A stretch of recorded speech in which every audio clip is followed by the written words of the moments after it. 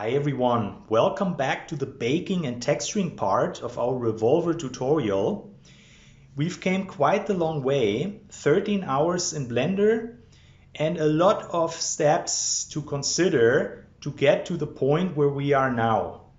Every little thing that we were doing leads to the point that now enables us to make a flawless bake, and then we're gonna create textures on top of that. But before we get to the texturing part, we will make a stop at Marmoset Toolbag and import our low and high poly models to bake out the support maps that we need for the textures. In previous tutorials, I was doing that in Substance Painter, but it turns out that Marmoset is actually a much better suited baker. There are cases where it's okay to bake in Substance Painter, but for the most convenience, we want to do that in Marmoset because, for example, we are able to adjust our cage size with just a slider if we have cut off parts on the bake, things like that, as well as painting out the skewing.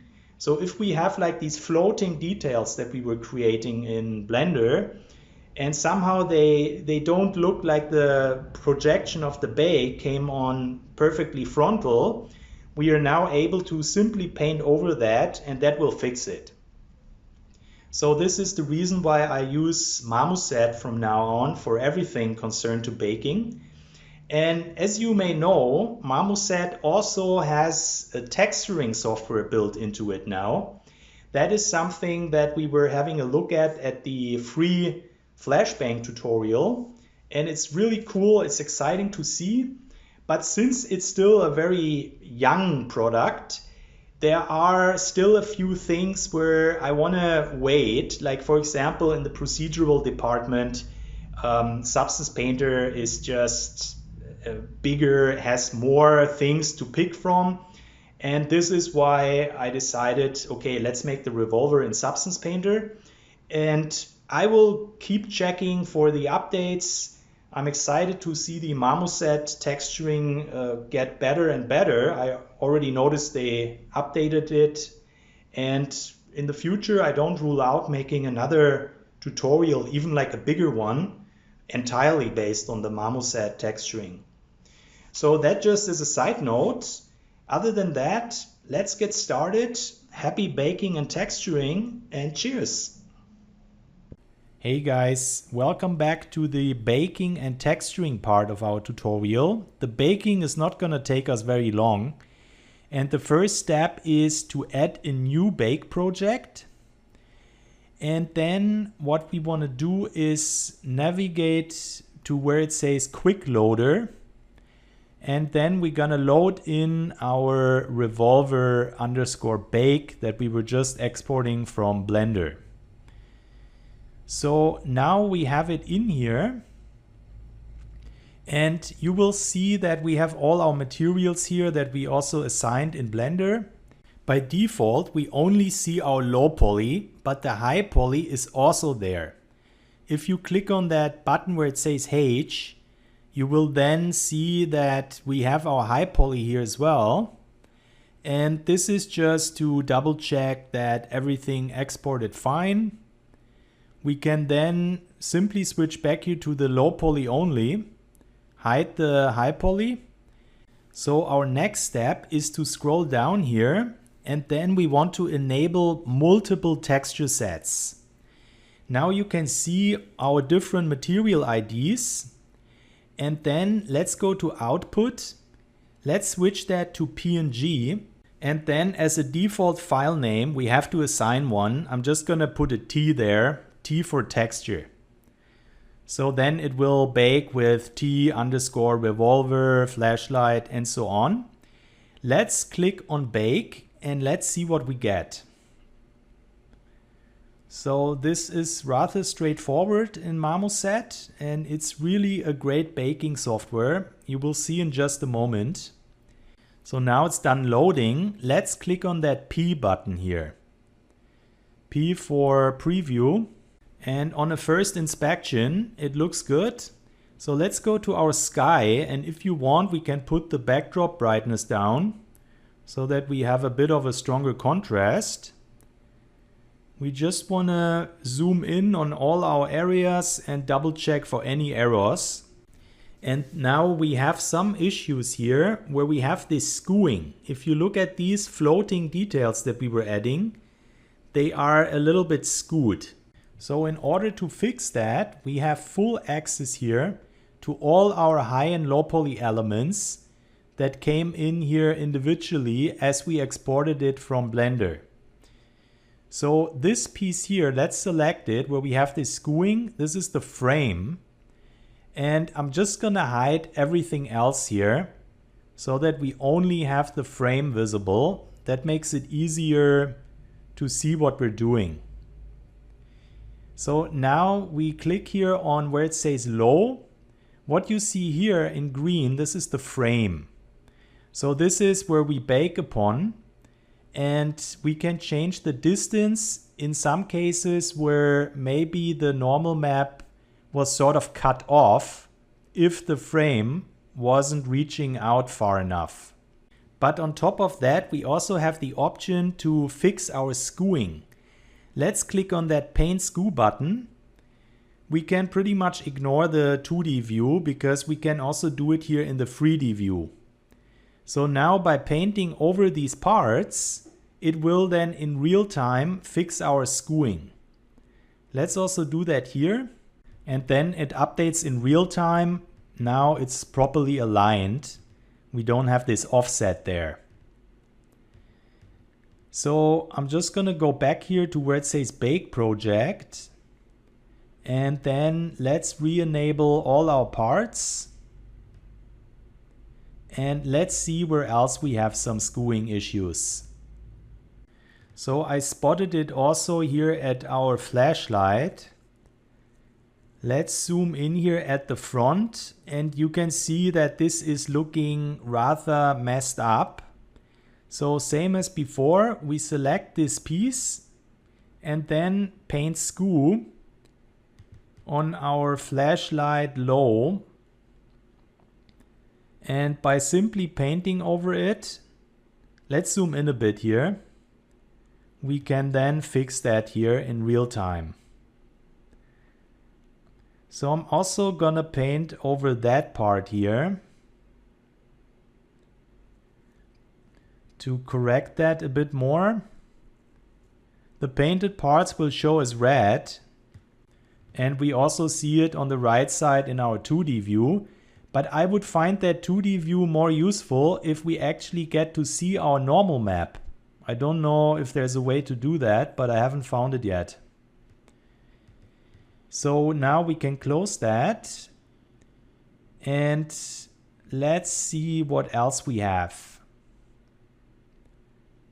So here on that piece, it looks like that was cut off a bit. Let's select that piece and let's also enable our high poly. And now we can see that this cage was sort of cutting off some parts of the high poly. So we're gonna simply increase the offset here. And then if we hide the high poly, it already did the bake, and you can see now we have more information there. And then we can also paint our skewing to compensate that a bit better. So let's select this piece here where we have the triangles, and somehow the selection doesn't work unless I click on Bake Project, and now if I click on it, it becomes active. Let's go to the low poly and let's compare with our high poly. Now that reveals that our offset is also too low. Let's grow that so that it covers everything. Let's hide the high poly, and now we have more information here. And then I also want to paint over it to make sure we don't have any skewing. It barely makes a difference.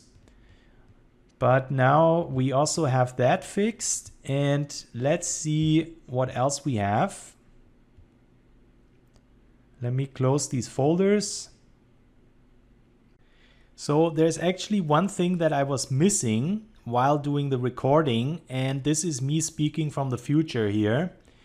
There's this part on the revolver where we have the rail on top of it, where we have these 4 floating screw details, and because that was hidden by the rail, I didn't check for that. So just make sure to hide the rail and fix that there on the revolver. So whenever we're done here with fixing the skewing, we can then save our scene and prepare everything for the final bake. So let's just save it. That way we don't lose any work. If it would crash now, we would have to paint in the skewing again and things like that. So by saving that, we also save that information where we already did some fixing. So then once we have that saved, there's just one more thing that I want to fix. This here looks good, by the way. I don't see any skewing there. But at the beginning part of our barrel, where we have this detail here, and let's just go over here to that low poly for it, and then we can also paint over it. So let's just also fix that on the other side. It's a very small fix, but that way this is also corrected. And now just one more look. Let's also double check the one here at our rear side, but I'm not seeing any issues there. So that means we can do our baking now. And I'm just going to show you this screenshot. You can pause the screen to read up on it, but these are the essential support maps that we're going to bake out and then import to Substance Painter to do the best texturing job possible. So ideally we bake with our samples put to 16x or even higher if we want, but it depends on your computer. For mine, it was too much and I got that error message, and that's why I'm gonna bake in 2 different phases. So let's put our samples to 16x, and our format we're gonna have also put to 16 bits here. This is important, make sure to have that.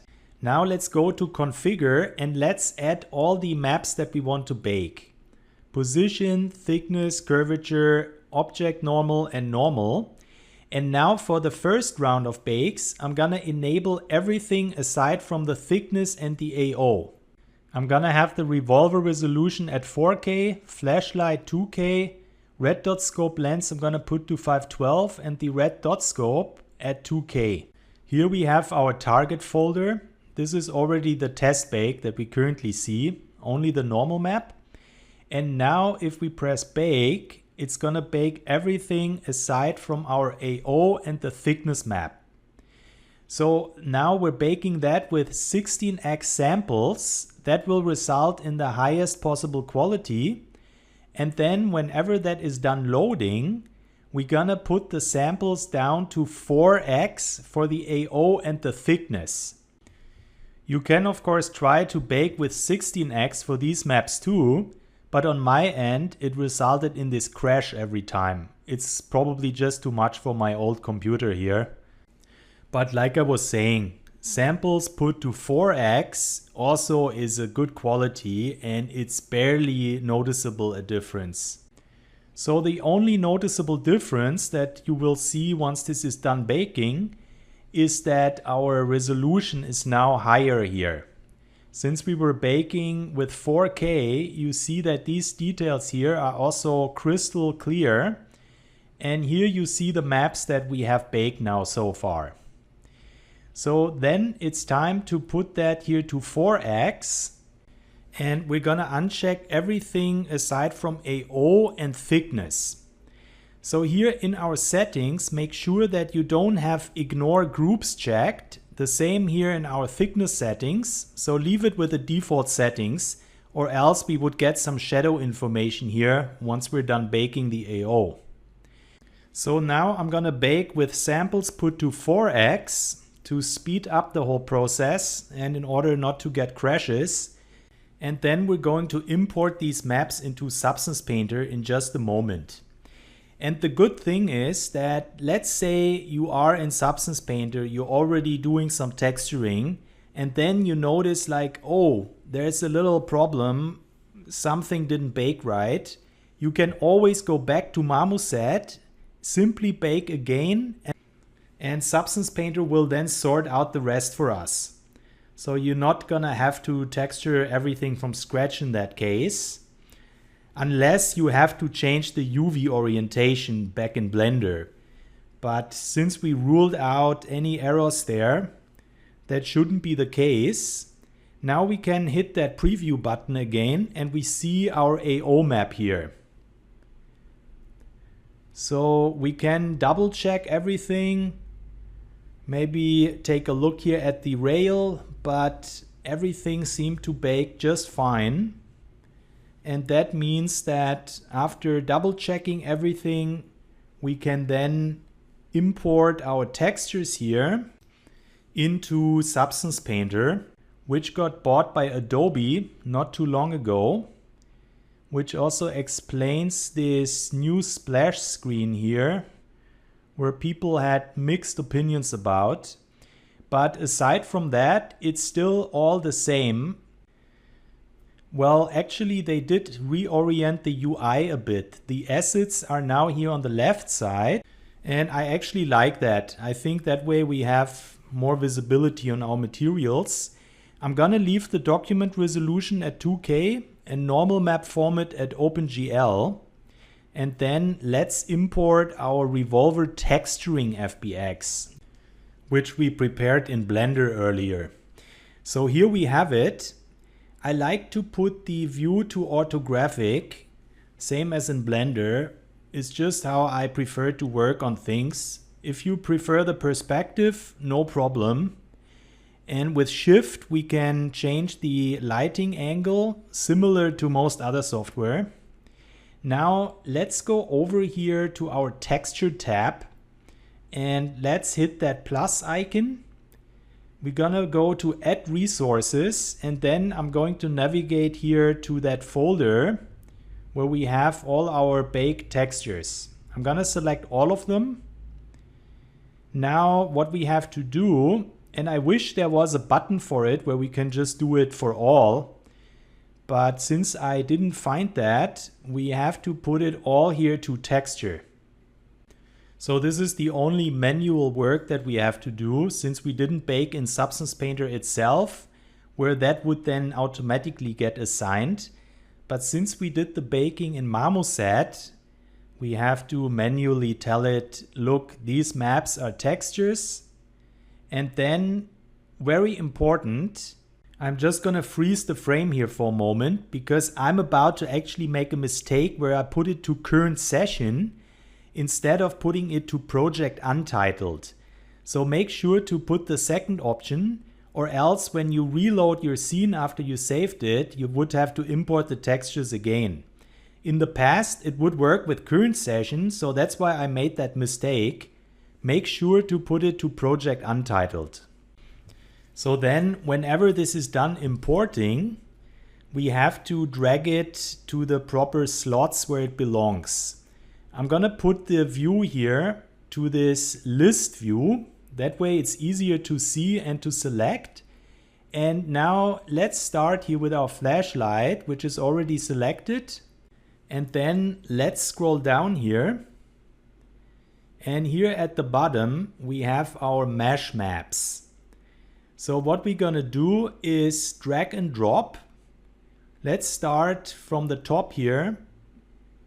Curvature, AO, flashlight normal. Just make sure to put it in the right slots. And if not, you can simply hit that X icon there to clear it and redo it. So now you can see we have this reflecting here on our flashlight. Let's go to our scope and let's continue. So once again, this is the manual work that we have to do here. But still, it's worth it to bake in Marmoset compared to Substance Painter baking, which has its limits. Things like that scoop painting, for example, we can't do here. Now, the red dot scope dot is a simple alpha texture. We don't have anything to import there. So let's carry on with our lens. So it might be a little bit overkill to have all these maps here for this glass material, but since we have it, let's make use of it as well. So here we have the position map, and then the last one is the thickness. And we can continue with our revolver. I'm just going to zoom out a bit so that we see our changes reflecting here. Let's put the AO and then our curvature map, which is important for all our generators to work properly. But all these maps are working hand in hand with each other. They all do a little bit of magic sauce ingredients, which then we can use for our effects, generators, masking, and so on. So now let's make also sure to save our scene here. So for the next few minutes, I'm gonna slowly go over a few fundamental things for Substance Painter as well as our maps that we baked, just so that people that are completely new to Substance Painter or texturing are also on the same page as someone who's already familiar with it. So now we baked, imported, and successfully assigned these support maps here. Remember that screenshot I showed you before we did the baking? That explains all these different maps.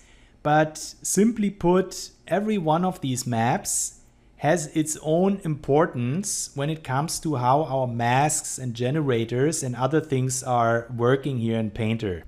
And in order to showcase that a bit better before we get started, let's just go over here to our layer tab.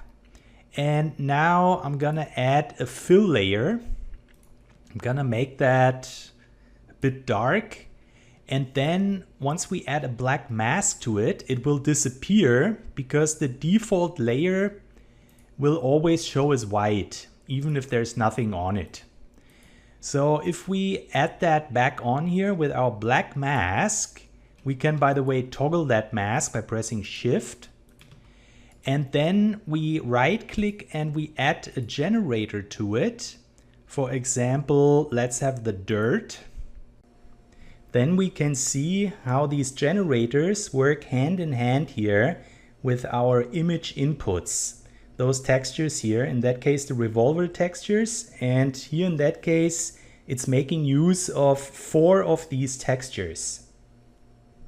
So for example, the position map here, so that it knows that the dirt is supposed to form up here in certain directions and not just randomly all over the place.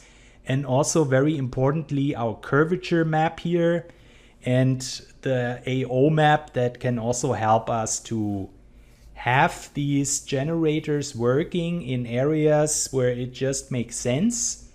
And we can then, of course, further tune that here. So this is essentially what we're gonna do as we work on our texture.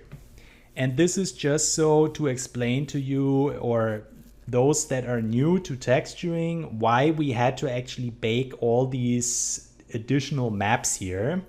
They will just help us to get the best result. And then whenever we're finished with our texture, we can go over here to export textures, and then individually here for our different elements we can define things such as the size, and also we have our output template here where we can put it already to a target engine. So let's say you want to export that to Unreal. We can then select this and it will automatically export it in a way where it's the best format that the target engine is supposed to read. But for now, we don't have to be bothered with any of that, and we can just focus on making the best texture possible. So of course the question is, where do we start with our texture? And in order to answer that, I'm gonna bring up some reference images here. And we can see that there is still some detail work which clearly has some height information. You can see that those things here are actually engraved into the metal, and we need to replicate that in order to get the most realistic look. Of course, we also have some things here that we were earlier deleting actually in Blender after we already added it. We did those screws here, and those things we can just add better here in Substance Painter over just baking it in. That way we are flexible with our placement and with our size. So in that case, I was saying like, okay, let's delete it and let's do that in Substance Painter. Same here for that one. We also deleted that. If you take a look at it here, we don't have this, so we have to add that back. So in short, we have some things that we can do with procedural textures that are already in Substance Painter. So we're going to make use of that. But then it's a bit of a mix where we also have some details here, such as these logos. And of course, those we can create procedurally. So we're going to bring them in as alpha textures. And those come with the tutorial. In the essential folder, you will find those textures. We just have to import them. Those are really simple black and white images technically. So that's what an alpha texture is. It's black and white information, or it could also have shades of gray. But for this purpose, it's just going to be black and white. And I created those textures here in Photoshop, if you wonder how. So if you ever need to create an alpha texture, bring up Photoshop, have a blank canvas, and then basically all you need is black and white information here. In that case, like this is this small detail that we were just looking at. And I base it here on like a reference image that I also brought in, just to have like the proper idea, like how far is this here apart. It might be a very small detail, but as we know, the small details matter and they sum up. So this is why I went through the troubles of like making an alpha texture for something even as small as this here. And that way we can make sure that we really have the most realistic look that we can have once we're done with our texture. So let's go back here to Substance Painter and let's import those textures. So for that, let's go back here to Import Resource and let's navigate to this folder where we have them. I'm gonna select everything and then we're gonna define it as alpha this time.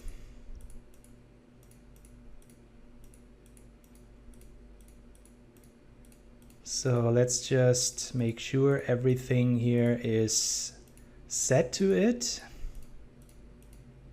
And then let's bring it into the current session.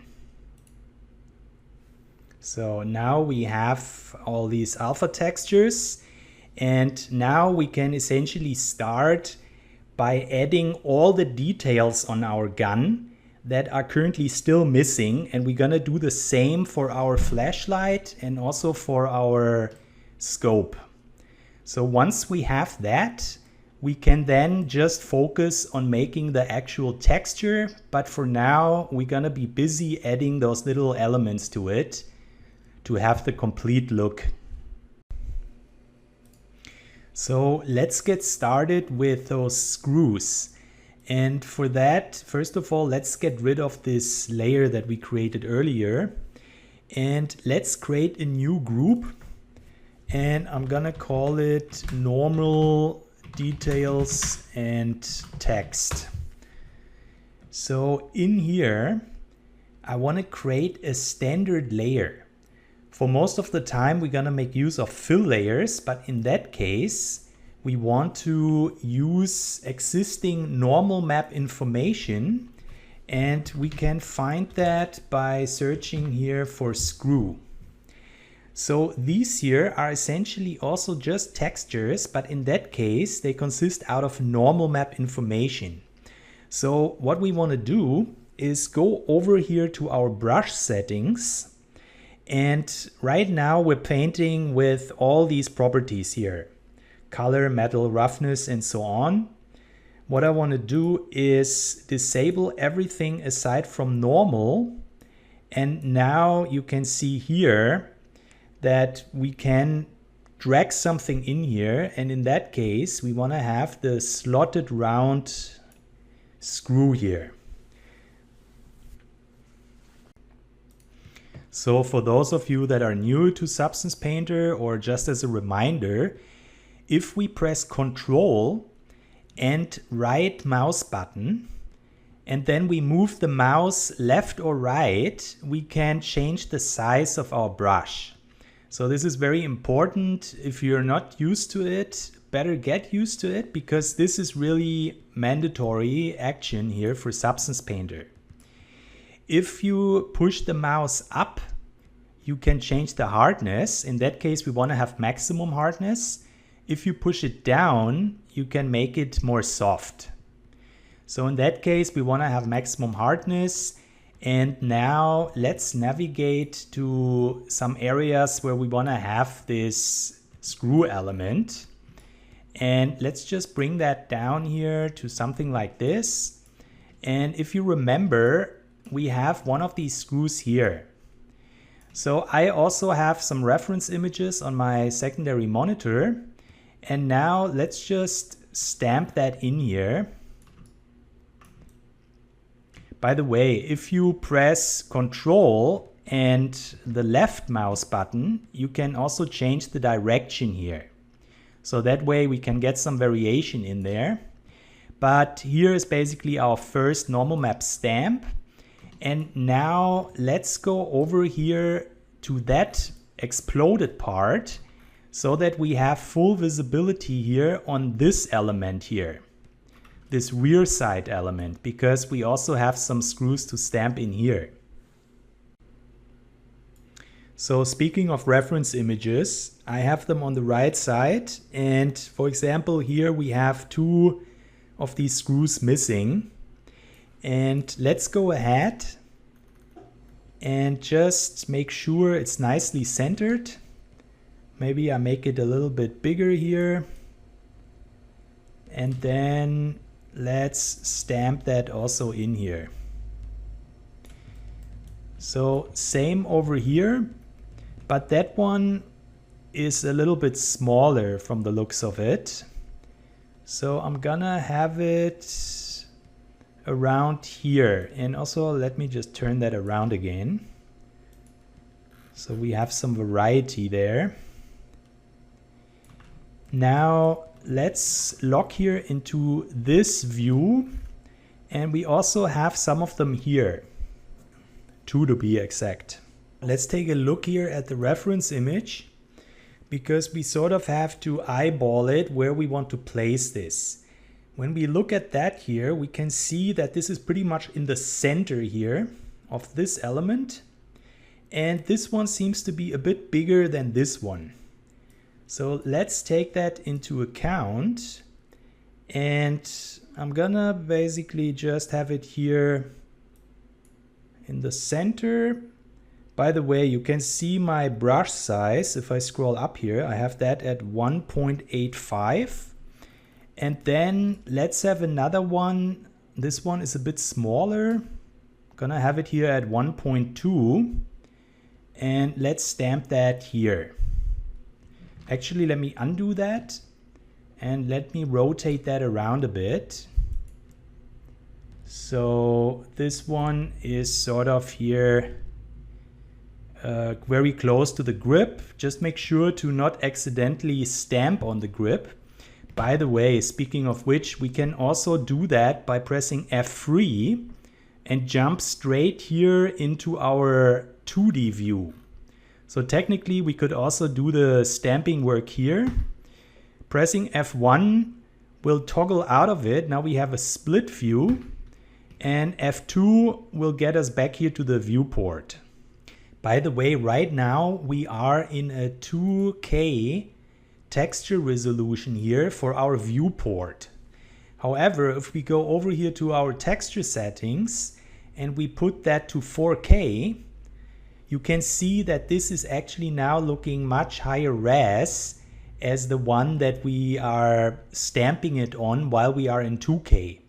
So this is just something to remind you that even though we are working in 2K for performance reasons, when we switch to 4K, this is actually our final resolution, or let's just say the maximum resolution. Later we can still decide what format we want to have or which resolution, but it just makes sense to work in 2K in order to get the best performance. So if you remember from our unwrapping, we were sharing the texture space for the grip. And that makes it a bit of a special case. Let's just make that a bit bigger here, maybe 2.5. If we stamp that in, we get that butterfly effect here, especially if we have this here with this rotation. So what we want to do is rotate this so that it's perfectly straight.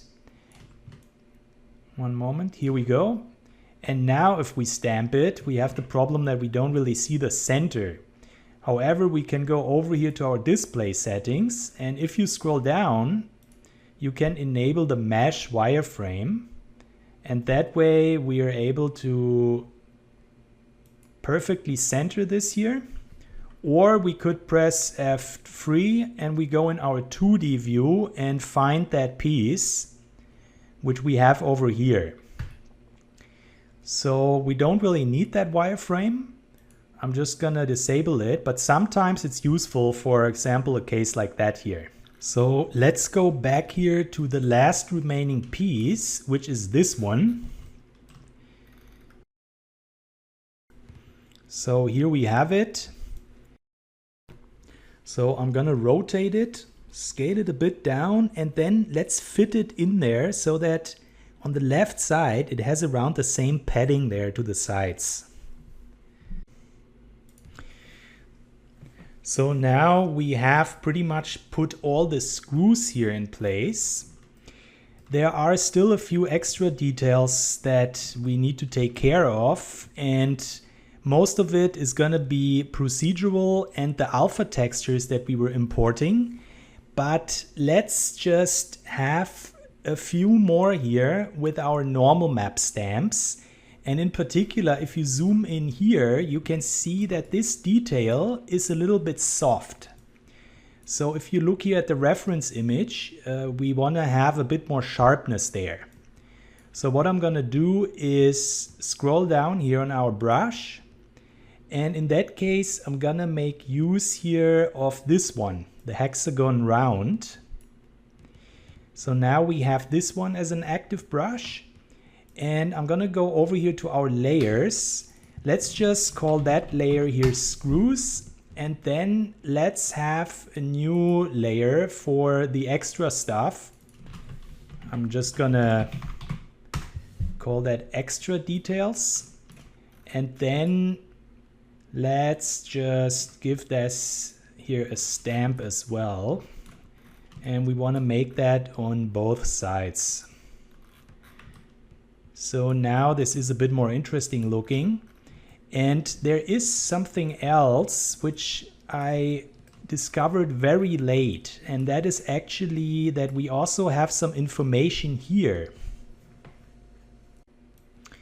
So here on the reference image we can see that we have 3 of these details there.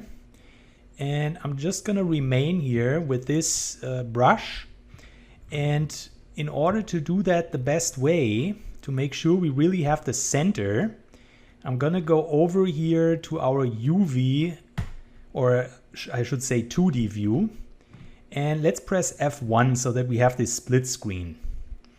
So first of all, let's actually find where that is. So I'm just gonna have a stamp here, and here we can see it. So I'm just gonna make sure it's centered, and then let's have another one here on that side, and then there's another one here, And it's kind of interesting, when we stamp here in the viewport on that one, look, it also appears here. So it basically stamps through both of these elements. So I'm gonna undo that, and I'm gonna go over here to our alignment and put that to UV. So now if I stamp on here, you can see it's not appearing. I mean, not that it would really be a problem if it appears here, but this is just something to be aware of. So in that case, I already looked and I know that this is here, that piece. And I'm just gonna stamp that here also in the center. So here's a good use case why sometimes it makes sense to go into that UV view. And now we have these details, and I'm gonna go back here to full screen. So if we look at our reference images, there is quite the complex area where the hammer is actually falling down. And because we barely ever see that, but we still want to have a bit of information there, we can also make use of this normal map brush that we currently have selected. So let's go over here to our exploded view, and basically let's just stamp that in there in the center. So let's have it somewhere around there, a bit more there on the top. So even though it's a very small detail, it might still be cool to have that. So let me just have another look around here. And since I have this reference image open, we also have some details on here, even though we actually don't get to see them. However, I think it would be cool to have a small detail there. So what I want to do is zoom in, make that quite small, and maybe we have it here.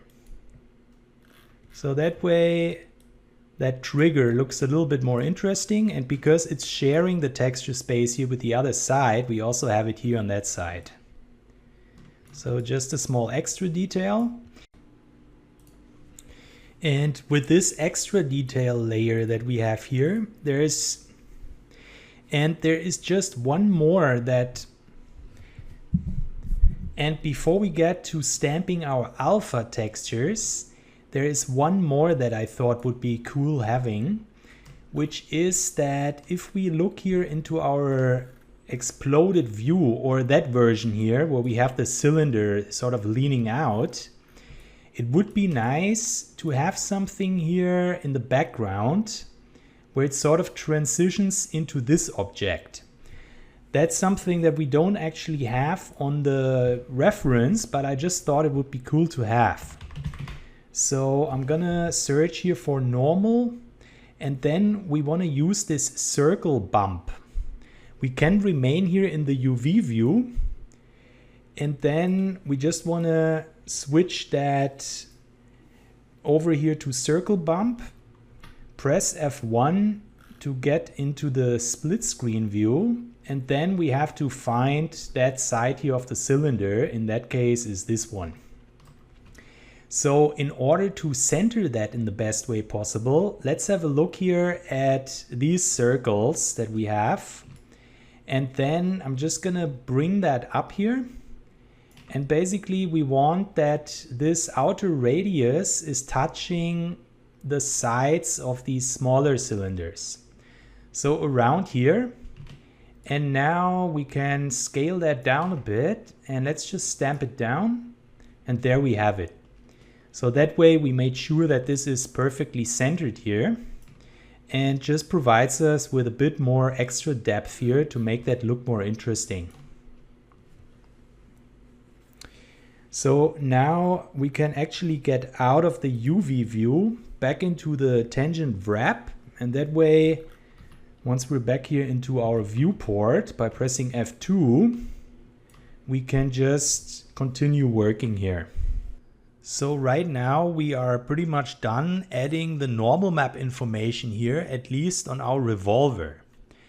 So if we cycle here by pressing C, we can actually get to the channel that shows us everything that we were just stamping on here.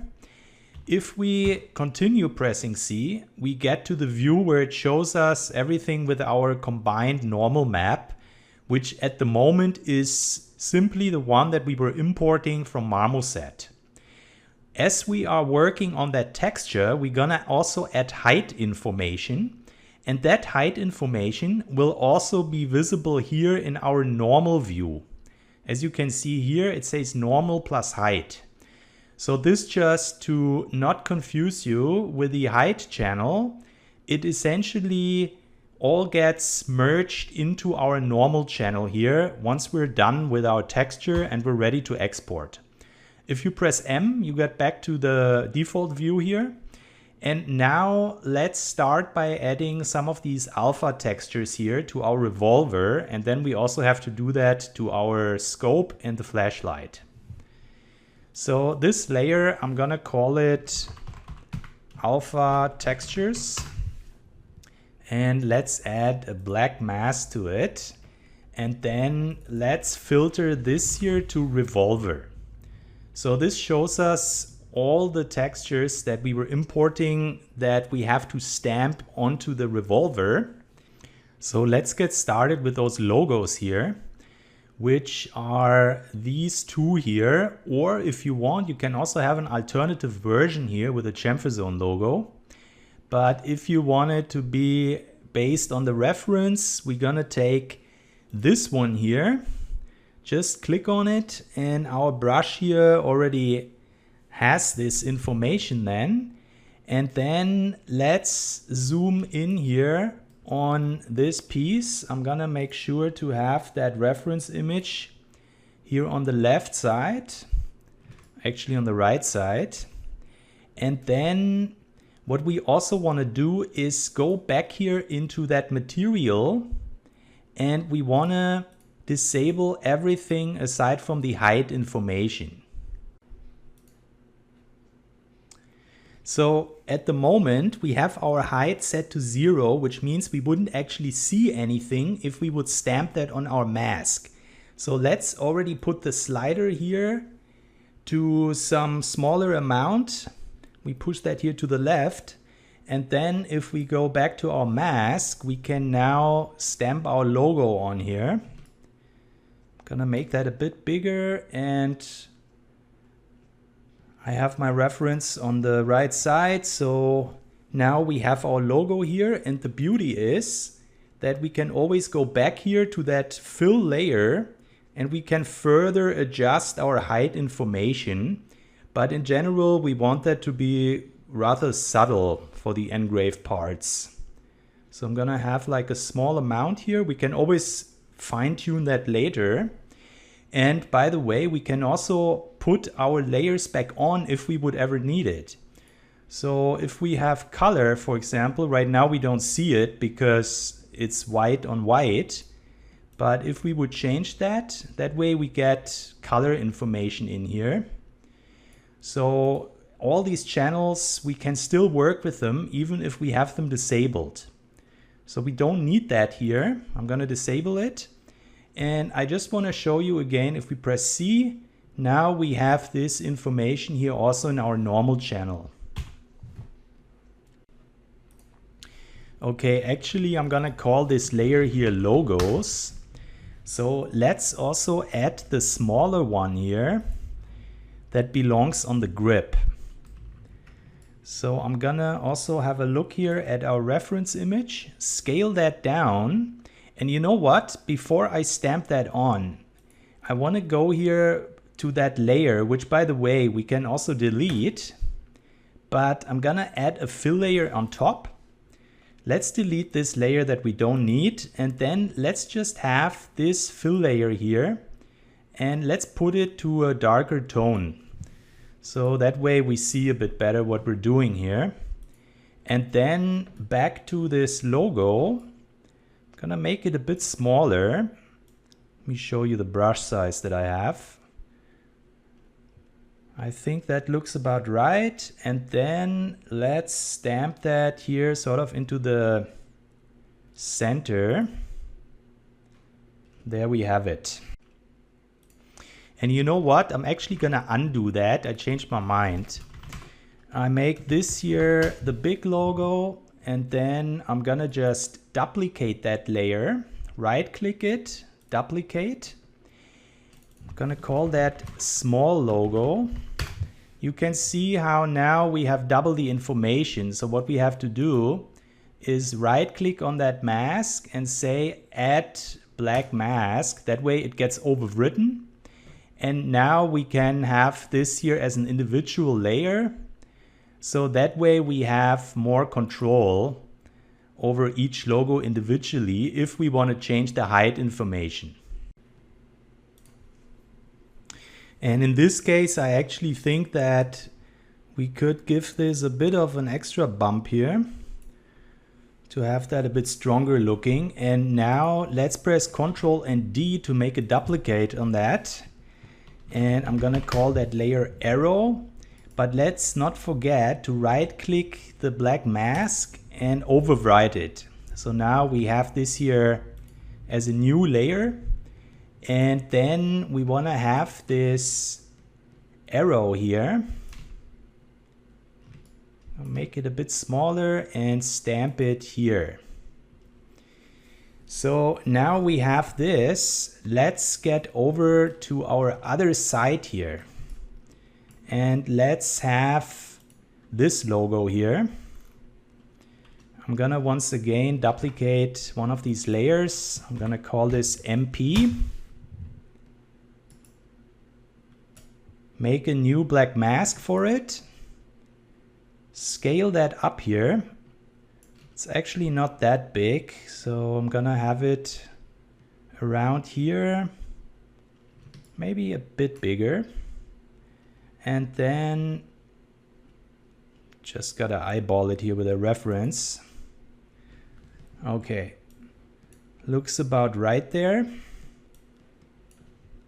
Next, I'm gonna duplicate that layer. And then let's call this one 8. So as always, let's look at our reference image. Also, let's once again overwrite our mask so that we have this here as a blank new mask. And then let's stamp that in here.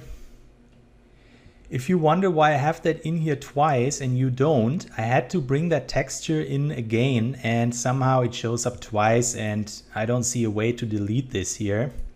It's a bit strange. Either way, now let's duplicate that layer. And I'm gonna call that Made in USA. And also I wanna add a black mask to it. Now let's select this here. So before we stamp, let's just make sure we really have around the same space as seen here on the reference. And then again, let's just stamp. But there is also another way that we can add this kind of height information here, especially when it comes to text. In the case of this text that we were just stamping on, it just made more sense to prepare it in Photoshop because it's a bit specific there with the alignment and all that. But for something more easy, for example, this here, we can also make use of the text tool that is already in Substance Painter. So once again, I'm gonna duplicate that layer here, Ctrl D. And I'm just gonna call that Cal. Let's right click and add a black mask. And then if we come over here to our search bar and we enter font into it, we get to see our different options that we have here for procedural fonts, which enable us to just type any message into it and then stamp it on. So what we have to do is decide which one we want to take. And I like this one here, but I think this one here also looks pretty cool. So I'm actually going to take that one. So let's simply select it. And you can see now here it changed to already having this default text on here. And then in order to change the default text, let's scroll down here and simply enter it here into this field. And right now you can see that it's cut off by our mask. What we have to do is put the size down. You can put it up a bit, and then we can change our size and stamp down, same as before. So we also have some text here. And for that, once again, I'm gonna make a new layer, or I should say duplicate, add the black mask back, and I'm just gonna call it extra text. And in that case, I'm seeing it says XMP 0834. We can also have it like that here. And that way we already have it nicely centered there. Actually, if I see that correctly, it looks like that. It's not centered. So let's just have it like that too. Here we have to put it down a bit more, the size, which doesn't really matter as long as our brush gets scaled up again. And then, oh, you know what? Actually, it doesn't belong here, belongs there. So I was actually looking at the wrong side of it. This here is where we want to place the stamp. So just find the right position and then let's stamp it here like that. So if we look at our reference, we can actually also enable color and leave it with a default white, as seen here. One thing that's important to point out is that even though I'm always trying to stick as close to the original reference as possible, we also have some artistic liberty here. So if something actually looks cool in your opinion or better than on the reference, then make it so. And for now, we're gonna carry on by making that grip pattern with our procedural textures. So this here is what we want to achieve. And before we add these little bumps, what we're gonna do is we're gonna make this pattern here. And the best way to approach this is to go into our split screen view. So let's press F1 and then let's put both the grip here in the 3D viewport as well as here in the 2D into our focus. And in that case here we have to rotate it around. If you press Alt, you can rotate, and that way we can have the best position here on that, same as here. So now in order to best see what we're actually painting there, let's create a folder, and then into that folder, which we can give a proper name here, let's call it grip pattern, we want to add a fill layer. So this fill layer, let's put it to red, just so that we really see a strong signal color here. And let's add a black mask back on it. Now we're still in our text mode here on our brush. So let's go where we have the alpha information and let's remove this. So now in order to get our standard brush back, we have to search for shape and select this shape here. So now once again we can harden our brush by pressing Ctrl and moving the mouse up with the right mouse button pressed, and then we can start painting here. But let me undo that and let's get a better lighting angle on here while pressing Shift. So ideally we want to have this normal information here visible where we have these grooves. And next, let's put the spacing of our brush down to 1. If we have this further up like this, you will see it's doing that when we paint. So ideally, we want to have this at the absolute minimum here for this task, because we want to have a continuous flow. So let me also put the alignment here to UV, because we're working here in the 2D view. And I'm just gonna scroll up here so that you can see my brush size. So if we look at our reference image, we can see that we have a pretty straight edge here, and then we have this curve here. So we could just use a sphere here, basically just stamp on a round pattern and then take it from there. And then we also have very spherical things where basically the pattern just cuts off here. So these are the things that we need to look at here on our reference image. So let's see what we can do here. It might look simple, but is a little bit tricky. So we have this fairly big sized brush, and let's just stamp that down here for starters. And now let's scale that down. And if we click on it again, and then we press Shift, we make a continuous stroke down here. So now you can see it's still a little bit zigzaggy, and that's always the case, but we can try to minimize that by making a smaller brush and then lead it up again.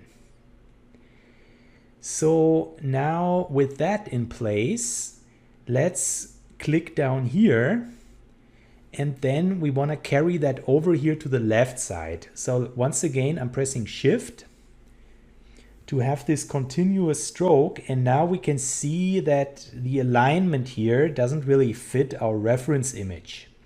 You can see this is more aligned there to this edge that we have there, so we have to compensate for that. So let's just hand paint that. In that case, I don't actually do the continuous stroke, but it's always a bit of a mixture. So now we can just have a continuous stroke up here, and then also over here to the right side, so that we have this straight edge that we saw on the reference image. So I'm gonna have a bit more fine tuning here at the bottom, and also one more stroke up here, which we can do with Shift. So now we have this basic shape here, and we want to increase the brush size. And if we press X, we can make it a black mask, which means that we take away from the information. So let's just take another look here at the reference. If we zoom in here, we can see that it has a bit of a round transition there at the center. So we have to account for that as well. Let's carry on here first by making these stamps. And now what we can do is put our brush back to being white, so we add to it, and then with a very small brush we are adding these tips to it here. That's why it's important to be in the 2D view, because on the 3D view that might not be as visible for us as having it all laid out here perfectly flat. So now we want to also go back here to our black brush, and let's just trim that a bit here. And here with just individual clicks, we can make that a bit more round there. And I also want to put the resolution back to 2K because I notice it's getting a little bit slow now. Maybe on your end that's not the case, but my computer is already 5 years old now. And it's time to upgrade soon, I think. So this looks pretty good. Let's just once more take a look at the reference. And I'm thinking that right now it's extending out a bit too much here. So I want to also trim that a bit here at the back.